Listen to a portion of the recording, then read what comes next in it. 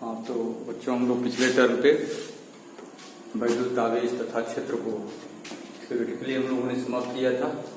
आइए इसके एक दो एग्जाम्पल और इसके कुछ न्यूमेरिकल्स प्रॉब्लम को हम लोग सॉल्व करें। अभी तो फिलहाल एक क्वेश्चन आपके सामने एग्जाम्पल है, उदाहरण 1.13 और ये आपके लिए थोड़ा सा कठिन प्रतीत हो रहा होगा। आइए इसको मैं सॉल्व करके दिखा रहा हूँ, फिर इसके बाद से इसके आंकिक के जो क्वेश्चंस हैं उसको मैं सॉल्व करता हूँ। तो आइए इसको देखते हैं कैसे ये सॉल्व होगा। क्वेश्चन को मैं एक बार पढ़ दूं, आपको दिखाई भी दे रहा होगा। परमाणु के प्रारंभिक प्रतिरूप में यह माना गया था कि आवेश Ze का बिंदु आमाप का धनात्मक नाभिक होता है, अर्थात नाभिक का जो आवेश होता है प्लस Ze होता है, ये धनात्मक होता है। तो नाभिक का आवेश जो होता है प्लस Ze होता है, जो त्रिज्या कैपिटल R तक एक समान घनत्व के ऋण आवेश से घिरा हुआ होता है। नाभिक के बाहर पूरा ऋण आवेश का क्षेत्र मान रहा है, ये दिख रहा है कि जो त्रिज्या R तक एक समान घनत्व के ऋण आवेश से घिरा हुआ है। परमाणु पूर्ण रूप से विद्युत उदासीन है। इस प्रतिरूप से R दूरी पर वैद्युत क्षेत्र कितना है या वैद्युत क्षेत्र की तीव्रता कितनी है, इसको ज्ञात करना है। आइए पहले हम लोग परमाणु को बनाएं और उसको देखें। ये देखिए, ये हो गया परमाणु का नाभिक और ये हो गया परमाणु आपका। तो गोलाकार ही है, फिलहाल गोला बना नहीं, लेकिन आप इसे गोला मानिए। तो ये नाभिक है और नाभिक जो होता है धनात्मक होता है।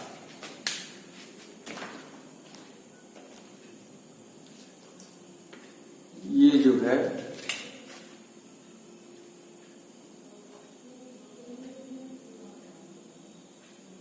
नाभिक है और यह जो है परमाणु है। नाभिक की radius R is nearly equal to 10⁻⁻15 metre मानी जाती है, 10⁻⁻15 मीटर। और परमाणु की रेडियस या परमाणु का डायमीटर कह लीजिए, ये जो होता है 10⁻⁻10 एंगस्ट्रॉम की कोटि का होता है। 1 एंगस्ट्रॉम होता है, इसका मतलब 10⁻⁻10 मीटर का होता है। ये आप दोनों जानते होंगे। तो क्वेश्चन ये कह रहा है कि यह जो है नाभिक धन आवेशित है और यह प्लस Ze इसके अंदर आवेश है, ये धन आवेशित है। इसके बाहर का जो क्षेत्र है ये पूरा का पूरा ऋण आवेशित है, एक समान रूप से ऋण आवेशित है। वैसे तो आप जानते हैं कि इलेक्ट्रॉन इसके बाहर चारों तरफ ये ऋण आवेश है। हम जल्दी जल्दी में बना रहे हैं तो लग रहा है कि कहीं बड़ा कहीं छोटा हो जा रहा है, लेकिन ये जो दिखाया जा रहा है ये सबका सब।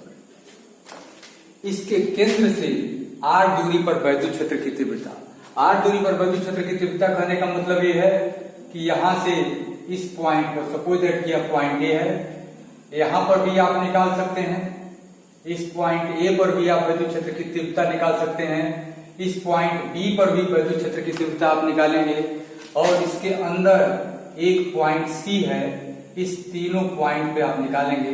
मान लीजिए कि जो इसका परमाणु, ये पूरा का पूरा परमाणु है, परमाणु का केंद्र जो है यह O है, O द्वारा, और परमाणु की त्रिज्या दिया हुआ है यहां से ये दूरी कैपिटल R, यहां से ये दूरी R बदलती रहे। जब यह बिंदु बाहर होगा तो यह दूरी R यहाँ पे इतनी होगी।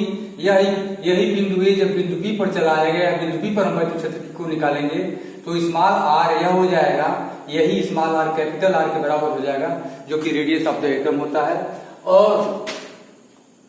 और इसके बाद से बिंदु C पर निकालेंगे तो ये R दूरी यह हो जाएगी, तो small r is less than capital R हो जाएगी, इसके इस परमाणु के त्रिज्या से छोटी हो जाएगी। तो आइए इस पर हम लोग कैलकुलेट करते हैं। पहला हम लोग पॉइंट C पे कैलकुलेट करेंगे, अर्थात R दूरी हम ये OC को हम स्मॉल r मानेंगे और उसी को स्मॉल आर दूरी मानते हुए हम कैलकुलेट करेंगे। ये दूरी भी आर है, ये दूरी भी आर है, ये दूरी भी स्मॉल आर ही होगी क्योंकि कैपिटल आर के बराबर होगी।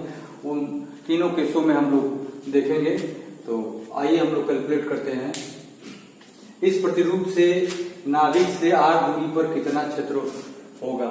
माना ऋण आवेश का घनत्व रो है, आयतन आवेश घनत्व रो है।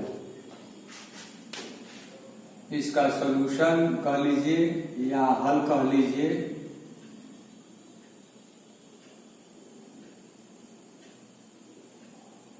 माना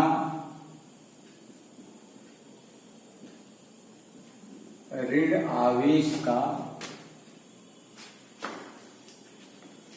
आयतन आवेश घनत्व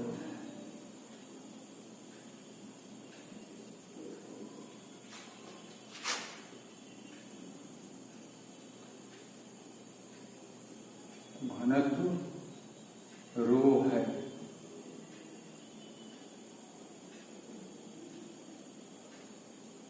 अतः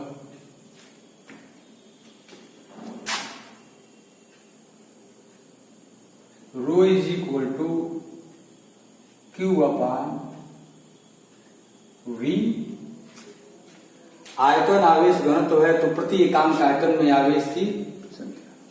और आपको ये पता है कि अगर नाभिक पर प्लस आवेश होता है तो जो नाभिक में जितने प्लस आवेश होते हैं उतने ही माइनस आवेश भी होते हैं। यानी नाभिक के अंदर जितने प्रोटॉन होते हैं नाभिक के बाहर उतने ही इलेक्ट्रॉन होते हैं और इन दोनों पर आवेश की मात्रा समान होती है।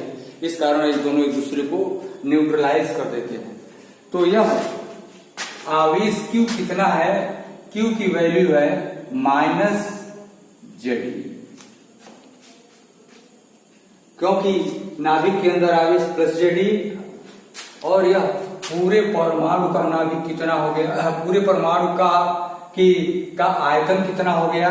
ये परमाणु का आयतन हो जाएगा 4/3 पाई कैपिटल R3। तो इतना इज इक्वल टू -3Ze अपान 4 पाई। यहां से हमने इलेक्ट्रॉनों का घनत्व आयतन आवेश घनत्व निकाल लिया। आपका एक क्वेश्चन पूछ सकता है कि आप पूछ सकते हैं कि कहा यहां पर इलेक्ट्रॉन है, इस एरिया को तो, इस वॉल्यूम को तो घटा देना चाहिए, आखिर इसको घटाया क्यों नहीं गया है, क्यों पूरे इस एटम के आयतन को ही ले लिया गया जबकि इसके संपूर्ण आयतन में से इस आयतन को घटा देना चाहिए। तो इसका रीजन यह है कि इस पूरे एटम का आयतन होगा 4/3 पाई कैपिटल R3। गौर से देखिएगा। तो कैपिटल R की वैल्यू जो होती है, इसकी रेडियस लगभग होती है 10⁻⁻10 मीटर। तो यहां पर आप लिखिए R के यहाँ पे कैपिटल R3 तो 4/3 पाई 10⁻⁻10 की घात 3। तो ये हो जाएगा, ये इतना हो गया।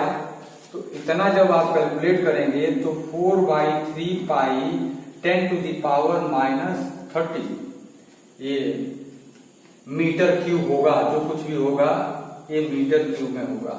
ये तो हो गया हमारे इस एटम का आयतन, इस परमाणु का आयतन। आइए जरा नाभिक के आयतन को हम लोग कैलकुलेट करने की कोशिश करते हैं कि नाभिक का आयतन कितना होगा। नाभिक का आयतन यहां पर V = 4/3 पाई R3। इसकी रेडियस कितनी होती है, इसकी रेडियस होती है 10⁻⁻15। तो यहां पर 4/3 पाई और 10⁻⁻15 की घात 3 जब करेंगे तो 4/3 पाई इंटू 10⁻⁻45।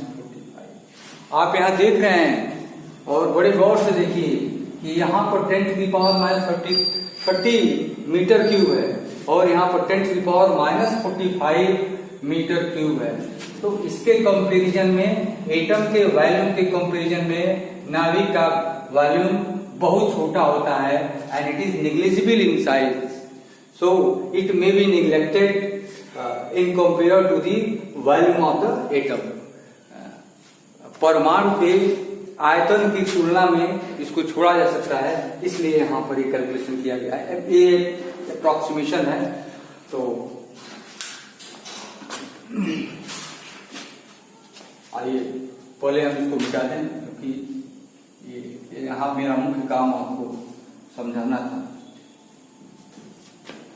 और आपने एक चीज निकाल लिया कि ρ = -3ZE/4πr³। आइए अभी हम इसको ऊपर लिख लेते हैं कहीं और तब हम आगे कैलकुलेट करते हैं।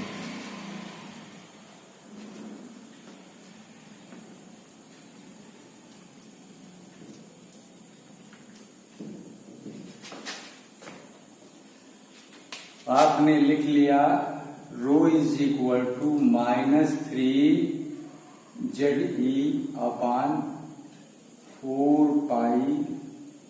-3ZE/4πR³, जहां कैपिटल R जो है दिखाई दे रहा है आपको कि परमाणु की त्रिज्या है। प्रथम स्थिति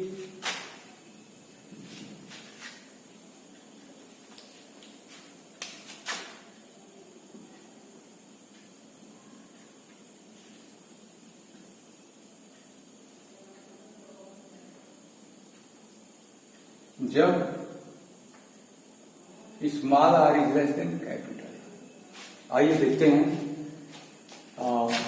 small r is less than capital R, अर्थात इसका मतलब ये हो गया बिंदु C पर यहां पर हम निकालना चाहते हैं।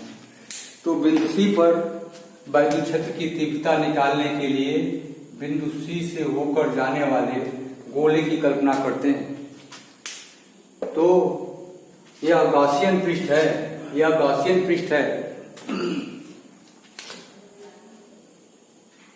ये गॉसीय पृष्ठ, अंग्रेजी में गॉसियन बोला जाता है, गॉसीय पृष्ठ है। तो बिंदु C से होकर जाने वाले गॉसीय पृष्ठ के अंदर बिंदु C से होकर जाने वाले गॉसीय पृष्ठ के अंदर कुल आवेश यहां पर लिखेंगे Q = ये देखिए, ये तो प्लस ZE है ही, प्लस यह R त्रिज्या का गोला है, तो इसके आयतन में इसके घनत्व से गुणा कर दें, अर्थात इसका आयतन हो जाएगा 4/3πr³ और इंटू रो, जहां रो जो है किसका घनत्व, ये तो नाभिक का आवेश हो गया और ये इलेक्ट्रॉनों का आवेश, अंदर के इलेक्ट्रॉनों का। अगर यहां तक आते तो ये तो पूरे इलेक्ट्रॉनों का आवेश होता है -ZE होता, लेकिन इसके अंदर जो गिरा हुआ आवेश है यह माइनस आवेश है। कैसे माइनस आएगा, यहाँ पे रो की वैल्यू भी नेगेटिव आएगी, अभी हम रखेंगे तो आ जाएगा। इसको हम इक्वेशन नंबर 1 बना लेंगे तो कोई बात नहीं है। यहाँ पर लिखेंगे रो का मान रखने पर, रो का मान रखने पर तो हो जाएगा Q = +ZE + 4/3πr³ और यहां पर रखिए -3ZE/4πR³।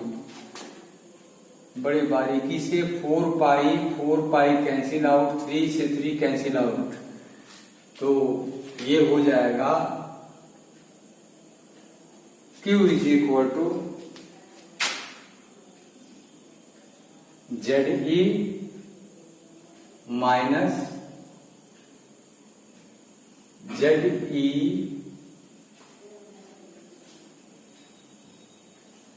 Into small r cube upon capital R cube. ये तो इसके अंदर कुल आवेश हो गया। अतः सी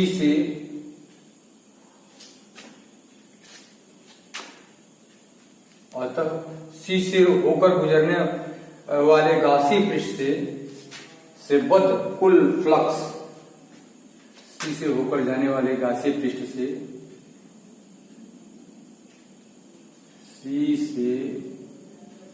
होकर जाने वाले गासी पृष्ठ से बद्ध कुल फ्लक्स,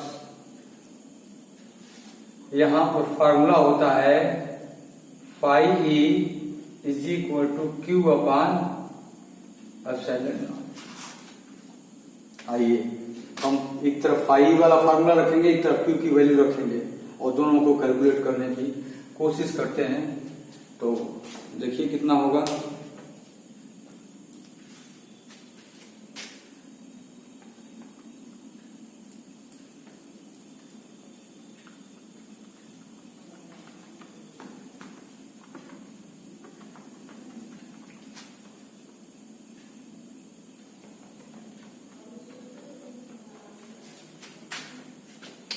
अब एक चीज देखिए, ये जितने आवेश होंगे प्लस जेडी अधिक होगा, एक निगेटिव आवेश कम होगा, तो टोटल एट ऑल कह लें कि धनात्मक आवेश की संख्या अधिक होगी। तो इस पृष्ठ से निकलने वाला वैद्युत फ्लक्स यहां से इसके रेडियल होगा। रेडियल के लिए बहुत बढ़िया हिंदी में शब्द लिखा हुआ है कि ये वैद्युत बल रेखाएं इस तरह से निकलेंगी। त्रिज्य एक शब्द आता है त्रिज्य सदिश, तो त्रिज्या के एलान, या एक शब्द लिखा हुआ ध्रुवांतर। तो रेडियस वेक्टर को ध्रुवांतर रेखा भी कहते हैं लोग, तो उसको ध्रुवांतर भी कहा जाता है। तो ये phi is equal to Q upon epsilon not. ये फाई इज इक्वल टू होता कितना है? Phi is equal to E dot A, where A is the surface area. तो आप यहाँ पर देख रहे हैं यह एरिया, इस एरिया की भी डायरेक्शन इसी दिशा में है और यहाँ पर इलेक्ट्रिक फील्ड की डायरेक्शन, या यहाँ पर भी देखेंगे तो एरिया इसके परपेंडिकुलर होगी और यहाँ पे इलेक्ट्रिक फील्ड, तो उसके बीच थीटा इज इक्वल टू 0 होता है। या फाई इज इक्वल टू, मैंने आपको बताया है, इसके बाद से आप लिखेंगे ई और डॉट एस कह लीजिए या डायरेक्ट लिखिए ई एस, क्योंकि काश 0 है। E S is equal to यहाँ पर क्यू की वैल्यू है Z e minus Z e और r cube upon capital R cube upon ये हो जाएगा एप्सिलॉन नॉट। यहाँ पर ई रखे रहिए और एस की वैल्यू हो जाएगी 4 पाई स्मॉल आर का स्क्वायर। ये सरफेस स्फेयर है, तो स्फेयर मतलब गोला है, गोले का वक्रपृष्ठ होता है 4 पाई आर स्क्वायर। और यहां पर रख देंगे जेड ई माइनस जेड ई, या Z E upon epsilon not common ले लीजिए, Z E upon epsilon not हो जाएगा तो 1 माइनस आर क्यूब अपान हो जाएगा ये कैपिटल आर क्यूब। अब इसको इधर ले जाकर के डिवाइड कीजिए, इसको इधर ले जाकर के डिवाइड जब कर देंगे या 4 पाई आर स्क्वायर से भाग दे देंगे दोनों पक्षों में, तो आपकी वैल्यू आ जाएगी ई इज इक्वल टू, इसका यूज समाप्त हो चुका है इसलिए अब इसको छोड़ा जा सकता है। यही पॉइंट यहां चला आया और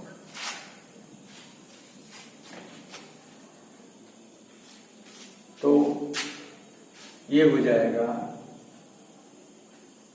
Z E upon 4 pi epsilon not ये R square 1 minus R cube upon capital R cube. इस आर स्क्वायर को अंदर लेके चले जाइए तो ये हो जाएगा ZE upon 4πε0 1 upon R square. इस आर स्क्वायर से कटेगा तो हो जाएगा R अपान आर क्यूब।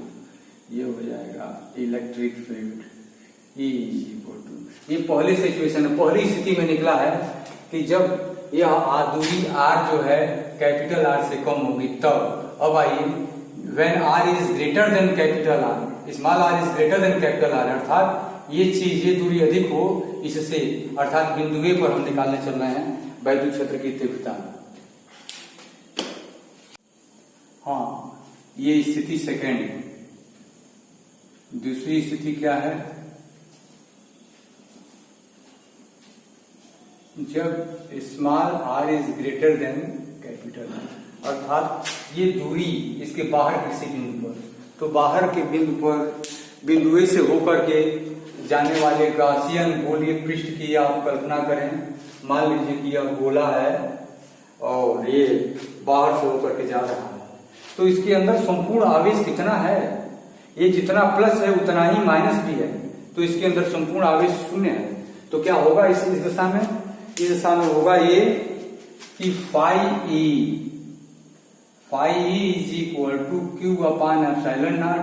यहाँ पर क्यू इज इक्वल टू 0। क्यों 0? क्योंकि जितना ऋण आवेश है उतना ही धन आवेश, पूरा का पूरा परमाणु उदासीन होता है, तो क्यू इज इक्वल टू 0 और फाई की जगह पर होता है E ऑफ 4 π स्मॉल r स्क्वायर। यहाँ पर E इंटू एस होगा, S is the surface area, और ये हो जाएगा 0। यह तो 0 होगा नहीं, तो कौन 0 होगा? This implies that E is equal to 0, अर्थात इस एटम के कारण बाहर के किसी बिंदु पर वैद्युत क्षेत्र की तीव्रता क्या होती है? शून्य होती है। और तीसरी स्थिति में क्या लिखेंगे? स्थिति थर्ड,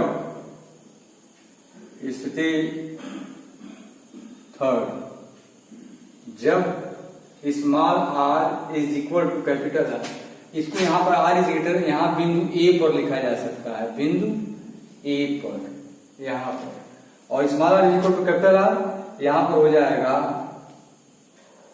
बिंदु B पर। बिंदु B पर निकालेंगे तो भी यही स्थिति आएगी। क्यों?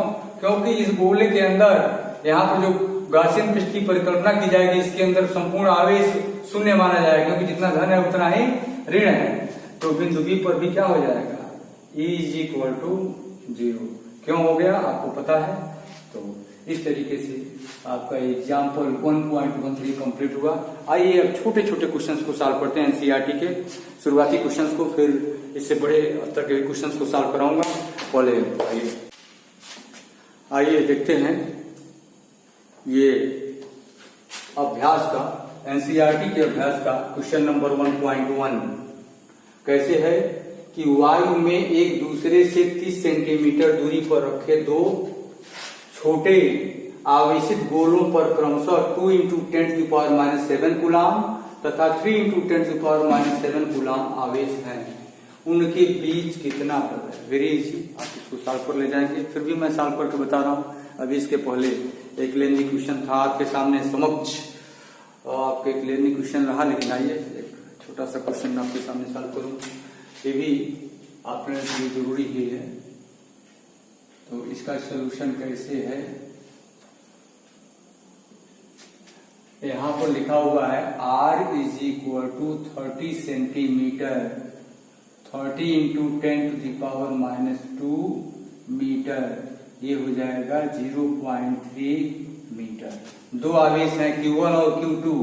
यहाँ पर Q1 is equal two plus चिन्ह के साथ है, कुछ कोई चिन्ह नहीं है तो प्लस लिया जाएगा, 2 × 10⁻⁷ कूलाम, और Q2 इज इक्वल टू हो जाएगा 3 × 10⁻⁷ coulomb.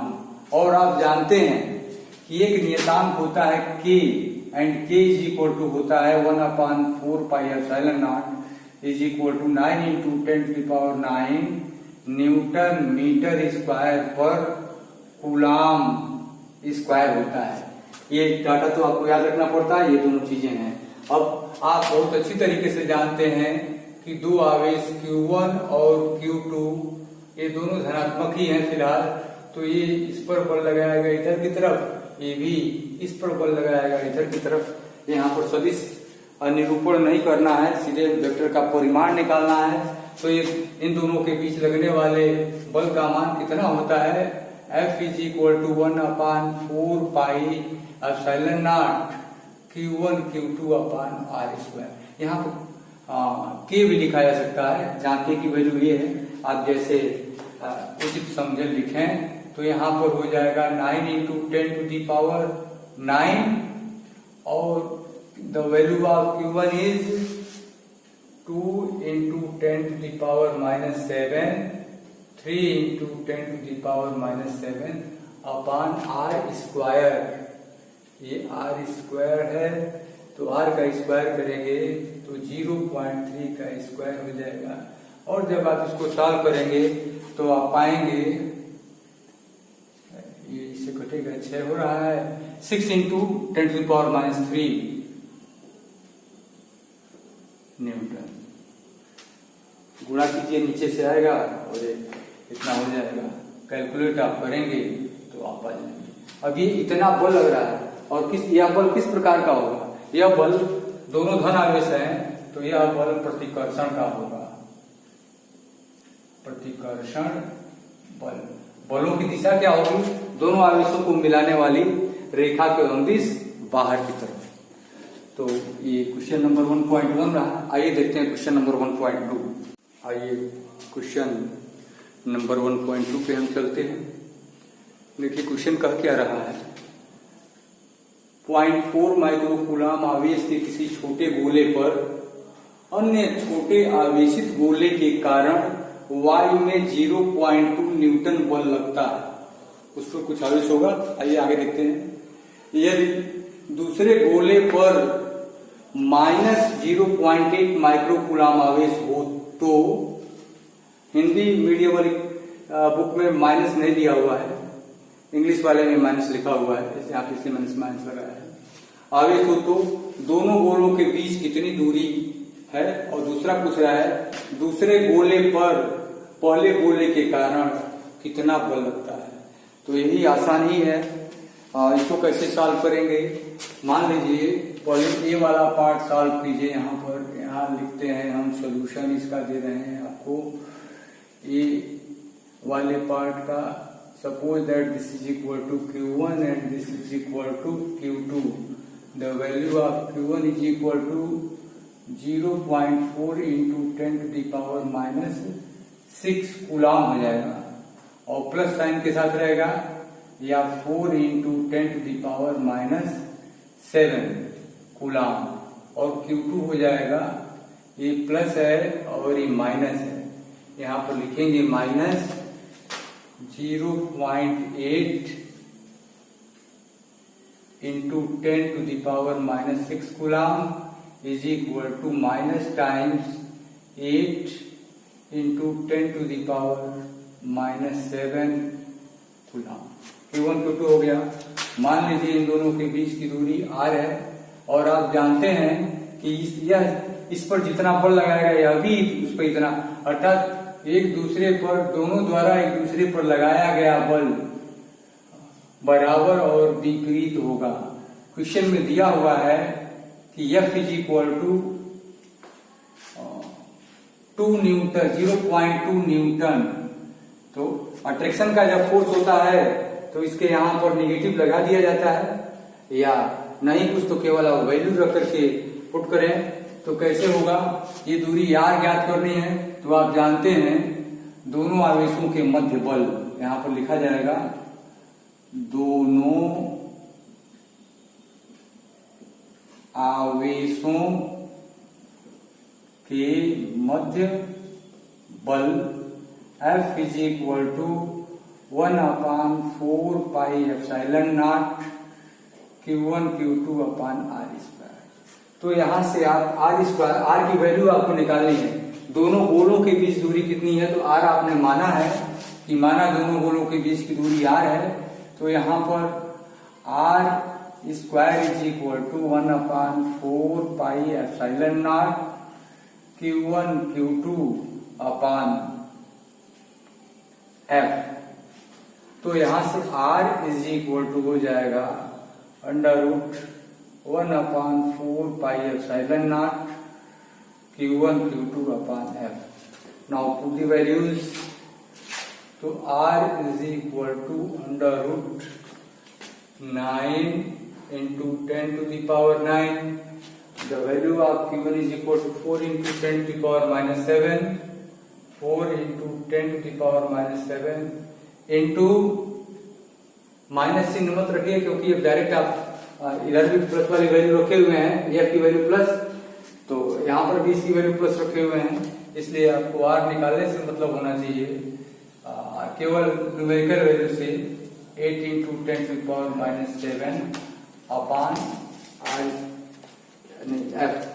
So the value of F is 0.2. तो ये हो जाएगा, यहाँ से 4 40 हो जाएगा, 7 ये घटेगा, हो जाएगा तो 4 4 हो जाएगा, 4 3 12. 12 into 10 to the power minus 2 metre is equal to 12 centimetre. यहाँ से तो आपने ये दोनों गोलों के बीच की दूरी को कैलकुलेट कर लिया. दूसरे गोले पर पहले गोले के कारण पहला गोला, क्रिया प्रतिक्रिया का नियम, पहला गोला दूसरे गोले को जितना बल लगाएगा दूसरा गोला भी उतना ही पहले पर बल लगाएगा. जब देखिए इधर भी F दर्शाया जाता है, इधर भी F, या किसी भी F का मान निकालते हैं तो 1/4 pi epsilon nought Q1 Q2 upon R square होता है. तो B वाले का आंसर यही हो जाएगा, F is equal to 0.2 newton. 0.2 newton. और कैसा होगा? ये आकर्षण का बल होगा. क्यों आकर्षण का बल होगा? क्योंकि एक पॉजिटिव चार्ज है, दूसरा नेगेटिव चार्ज है. या आप इसको लिख सकते हैं न्यूटन के तृतीय नियम से. ये भी न्यूटन के तृतीय नियम से भी लिख सकते हैं कि न्यूटन के तृतीय नियम से, क्रिया के नियम से, कि ये इस पर जितना बल लगाता है वो भी, ये भी उस पर उतना ही बल लगाएगा. या न्यूटन के तृतीय नियम से ऐसे भी लिखा जा सकता है, न्यूटन के तृतीय नियम.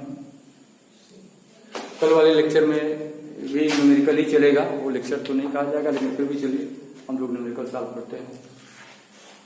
ये रहा क्वेश्चन नंबर 1.3, यानी चैप्टर 1 का क्वेश्चन नंबर 3. ये अभ्यास वाला क्वेश्चन हम लोग कर रहे हैं. लिख रहा है, जांच द्वारा सुनिश्चित कीजिए कि KE² अपॉन GME MP विमाहीन राशि. पहले इसको समझें. यह G ग्रेविटेशनल कांस्टेंट है, ME का मान मतलब होता है मास ऑफ इलेक्ट्रॉन, और MP का अर्थ है मास ऑफ प्रोटॉन. यह K is equal to 1/4 pi epsilon naught, इससे आप परिचित हैं. और यह E², चार्ज ऑन इलेक्ट्रॉन कर सकते हैं या चार्ज ऑन प्रोटॉन कर सकते हैं, दोनों इक्वल और अपोजिट होते हैं. भौतिक नियत अगर इसको सिद्ध करना है कि यह विमाहीन है, इसमें K का विमीय सूत्र रख दें, E का विमीय सूत्र रख दें, कैपिटल G सार्वत्रिक गुरुत्वाकर्षण नियतांक का विमीय सूत्र रखें, ये मास का भी विमीय सूत्र रख करके देखेंगे तो हमारा विमीय सूत्र आएगा M पर 0, L पर 0 और T पर 0. तब यह पूरी की पूरी राशि जो है विमाहीन हो जाएगी. या तो विमीय सूत्र रख करके देखें, या इसकी पहले यूनिट निकालें कि इसकी इकाई क्या है. ऑटोमेटिकली कोई इकाई नहीं आएगी तो भी वह विमाहीन हो जाएगा.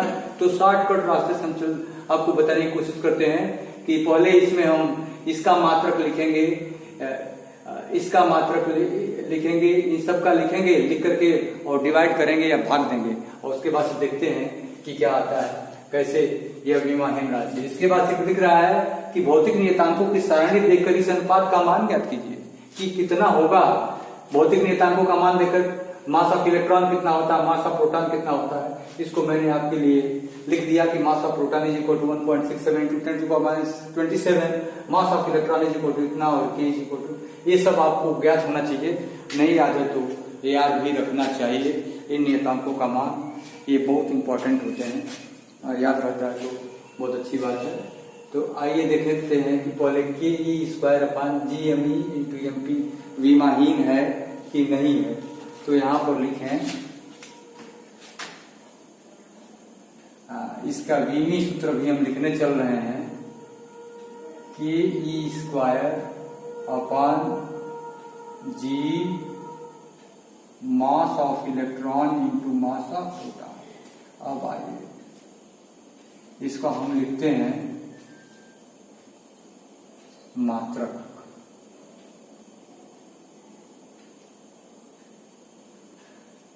के का मात्रक न्यूटन मीटर स्क्वायर पर कूलम स्क्वायर। ये देखिए इसकी के की मात्रक की जगह हो जाएगा न्यूटन मीटर स्क्वायर बटे कूलम का स्क्वायर।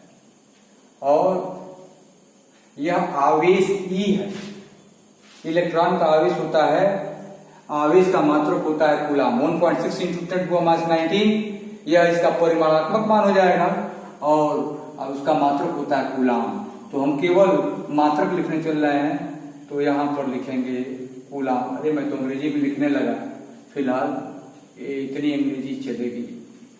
कूलम का स्क्वायर और जी का मात्रक देखिए, जी की वैल्यू जहां देखेंगे वहीं पे लिखा होगा न्यूटन मीटर स्क्वायर पर केजी, न्यूटन मीटर स्क्वायर पर किलोग्राम का स्क्वायर।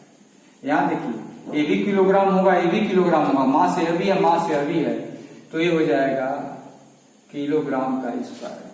अब आप बहुत अच्छी तरीके से करना जानते हैं। ये देखिए कूलम के स्क्वायर से कूलम का स्क्वायर क्या हो जाएगा, केजी स्क्वायर से केजी स्क्वायर। अब दो चीजें और बची, वो कौन कौन, न्यूटन पर मीटर स्क्वायर, न्यूटन पर मीटर स्क्वायर। इसका मतलब हो गया कि नो यूनिट, कोई मात्रक नहीं, कोई मात्रक नहीं। अतः K E square upon G M E M P का विमीय सूत्र, जब कोई मात्रक नहीं होता तो एम पर 0, एल पर 0, टी पर 0 होगा। या यह एक विमाहीन राशि ऐसे भी लिख सकते हैं एक लाइन में। दूसरा मेथड ये हो सकता है कि के का 1/4 पाई एप्सिलॉन नॉट का विमीय सूत्र निकालें फार्मूले में रख करके, जी का निकालें या किताब से देख करके लिखें। ई आवेश है तो q is equal to I t, तो ई का एटी होगा और यह एम होगा, एम स्क्वायर होगा।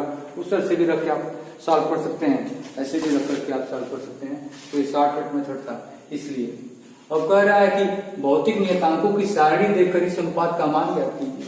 बहुत लंबा कैलकुलेशन होगा, आपको थका देने वाला होगा, लेकिन ये हमको नहीं थकाएगा क्योंकि हम तो सीधे वैल्यू पुट करके और डायरेक्ट आपके सामने आंसर रखेंगे। कैलकुलेशन आपको करना है, कैलकुलेशन कीजिए। यदि कहीं कैलकुलेशन में कोई गलती आती हो तो उसको आप कमेंट बॉक्स में लिख करके हमें बताने की कोशिश करें। आइए अब हम देखते हैं इसकी वैल्यू के E square, K E square upon G M E M P. ये चीज हो जाएगी, के की वैल्यू होती है 9 इंटू 10⁻9, ई 1.6 इंटू 10⁻19 आवेश है। संभवतः मैं कहीं यहाँ लिखा नहीं होऊंगा, लेकिन आप ये जानिए कि इलेक्ट्रॉन का आवेश इतना कूलम होता है। और ये जी की value 6.67 into 10⁻11, 10⁻11। Mass of electron 9.11 into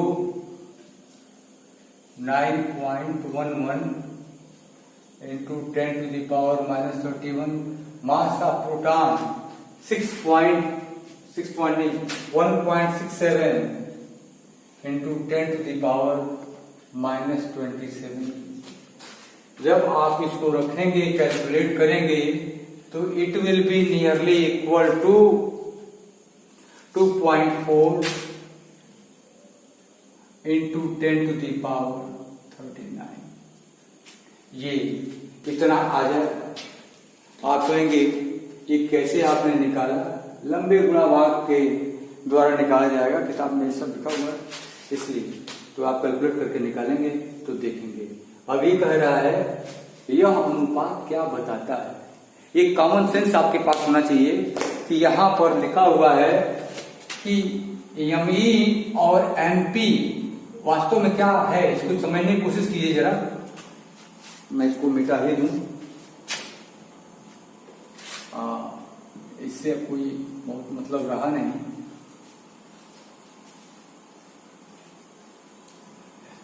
important ये है कि यह अनुपात क्या बताता है। इस चीज को आपको दो चीजें पता है, दो आवेशों के बीच कार्य करने वाला वैद्युत बल Fe is equal to 1/4 pi epsilon naught. मान लीजिए वो दोनों आवेश, एक इलेक्ट्रॉन है एक प्रोटॉन है, तो यहाँ पर एक इलेक्ट्रॉन बना दीजिए और यहाँ पर एक प्रोटॉन बना दीजिए, इन दोनों को r दूरी पर रखिए।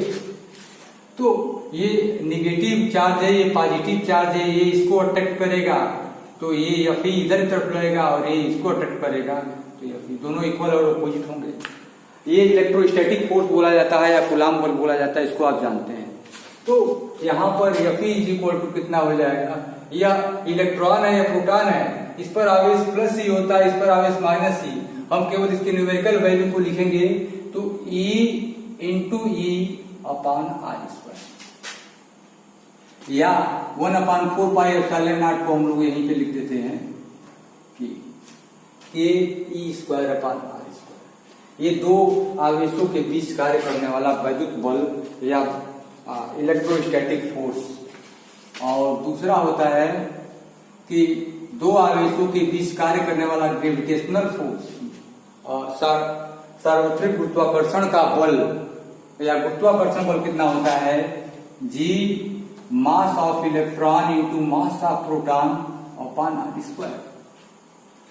इक्वेशन फर्स्ट कीजिए, इक्वेशन सेकंड कीजिए।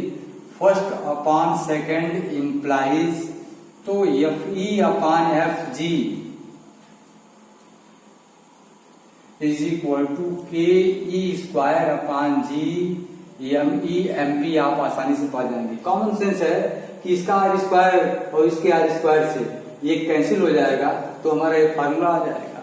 तो ये जो आता है, ये जो हमारा अनुपात आता है, यह क्या बताता है, यह बताता है कि समान दूरी पर रखे गए इलेक्ट्रॉन तथा प्रोटॉन के बीच वैद्युत बल, यह ऊपर वाला के ई स्क्वायर है, देखिए के ई स्क्वायर अपन इतना, तो वैद्युत बल तथा गुरुत्वाकर्षण बल के बीच में अनुपातों के बीच का अनुपात है, या उन दोनों के बल लगने, उन दोनों इलेक्ट्रॉन तथा प्रोटॉन के मध्य लगने वाले वैद्युत बल तथा उनके बीच लगने वाले गुरुत्वाकर्षण बल का अनुपात है, ये बताता है। तो ये तो आपके जानने की चीज है, या अपने कॉमन सेंस से इसको लिखने की कोई आवश्यकता नहीं है।